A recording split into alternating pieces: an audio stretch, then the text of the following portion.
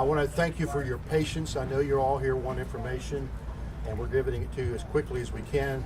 But it's a process we're going through. We want to make sure we give you the correct and accurate information. So, as you know, last night, early this morning, a tornado came through the Indian Lake area and devastated the Orchard Island area, the Lakeview area, the Midway area. I would tell you that we conducted searches last night, looking for injured people. I will tell you right now that we have 3 known fatalities. I will not get into names, ages, that type of thing. That will come later because we have to notify next of kin. We've been blessed with the effort from outside organizations, squads, law enforcement, you name it. We've been blessed. In fact, we've been almost overrun, but that's okay. And we appreciate those efforts. One of the things come up for the people of the community, if you need food and those types of things, Indian Lake High School, there's donations being taken down there. You can respond down there to get those donations. We are continuing grid searches right now. The devastation was such that we have to get heavy equipment into these areas to be able to move this material, or homes have collapsed, to see if there's anybody injured. So it's a slow pace. It's going to take a long time. We're going to be here several hours to make this happen. Again, lots of volunteers, fire departments. I've got with me Chief Gibson here from the Indian Lake Fire District. I would let him give a few words here. Mark Gibson from the Indian Joint Fire District here in Russell's Point. Again, what the sheriff said, we worked till about 4 o'clock last night doing search and rescue. Again, we called it off about 4 o'clock and started again about 8 o'clock this morning. We have activated the Ohio State Chiefs Association response plan. We've also contacted the state search and rescue teams, so they're on their way here too. And they have started searching back on Orchard Island. With that, County Commissioners. Good morning. I'm Joe Antrim. I'm one of the Logan County Commissioners and also a lifelong resident here of Indian Lake. So, we're heartbroken by the devastation that's come upon the Indian Lake community in the last several hours. And certainly, whatever local government can do to assist, we certainly are anxious and willing to help in any way. So please let us know at the Commissioner's office or any of the county government agencies how we can help. But we very much appreciate the fact that there has been such an outreach, not only within the community here at Indian Lake, the entire county, in fact many counties around us, and we appreciate the gesture. Thank you. I'd like to say a couple more things. This passed to me. If anybody out there wants to donate, Indian Lake High School, it just went dead on me. Batteries, refrigerator trailer, Yeah, thank you very much. garbage bag. Yeah, a laundry soap, gloves, work gloves, toiletries, batteries, garbage bag, paper products, those types of things. So if you want to make donations, take them to Indian Lake High School. I also know that we are planning to have another press conference at, what are we thinking? This afternoon, probably sometime after lunch. We don't know exactly what time yet, but we plan to have another briefing and update you on information at that time. Thank you. Thank you for all your hard work, sir. Sure, It's but going to be a tough few days. We appreciate Thank you. Yes. I do have a question. You mentioned that searches are resuming today. Mhm. So I'm curious. Do you have an idea as to how many folks here are unaccounted for? No, it's important. We did searches last night more than one time, and we felt it was important today in the daylight to go back and recheck those areas on top of those that we couldn't get to. See, last night it was extremely difficult because we could not get back to Orchard Island because of gas leaks and power lines down and trees. And we did as best search as we could, but there's many places we couldn't get to. So we're going to recheck those areas again. Plus, there's many places back there that are collapsed, and we need to go back with heavy equipment to move those to make sure that there's anybody injured back there or possibly deceased. Also, any update on the gas leaks? I know it was mentioned by some of the checkpoints here. What's the status on that? I can tell you that we contacted Vectren and they've been up there working on that. So as I only know that much. As far as I know, they had it cleared so we could go back to Orchard Island. I do know that much.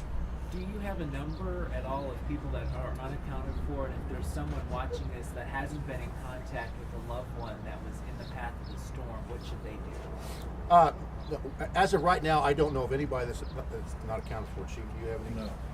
Okay. Yeah, I do not at this point. Also, I know you're still going through the process of notifying next of kin, but are there any details with those situations? Do you know if the three fatalities, are they any sort of circumstances that you can share? Is it All I can tell you is last night it was reported that we originally had 4, and I will tell you that after I spoke with the county coroner, 3 of them we think were related to the storm. 1 of them we believe was a natural cause.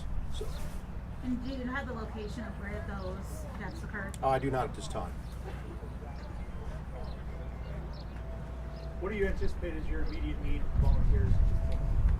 Actually, we're in pretty good shape right now.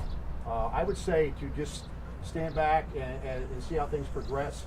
As the days progress, we may need some more assistance. But right now, we have teams out working grids. So I think at this point in time, prayers, great thing for prayers, donations, any kind of support like that would be grateful. But as time goes and we have more information about what's going on, we'll be able to maybe update you. Would it be helpful for us to clear out of this area? maybe Yeah, a it would little be bit? probably at this time a little bit. Yeah, not that we don't appreciate people being here, but sometimes it hinders things, and it's a fluid motion we're going through. There's many steps, and it just takes a lot of time. But please, no disrespect by that. I appreciate you showing up and coming out here, but we have a job to do, and I know you want information, and we'll give it to you as quick as we can. But we want to make sure that information is accurate. Yeah, I want to tell you something that's not so. I would also like to mention I'm concerned of the fact that this is going to be a long-term recovery here. Everyone is so gracious to come out today immediately, but don't forget Indian Lake community in the next coming weeks. This is going to take quite a while for things to recover and to help the people in need.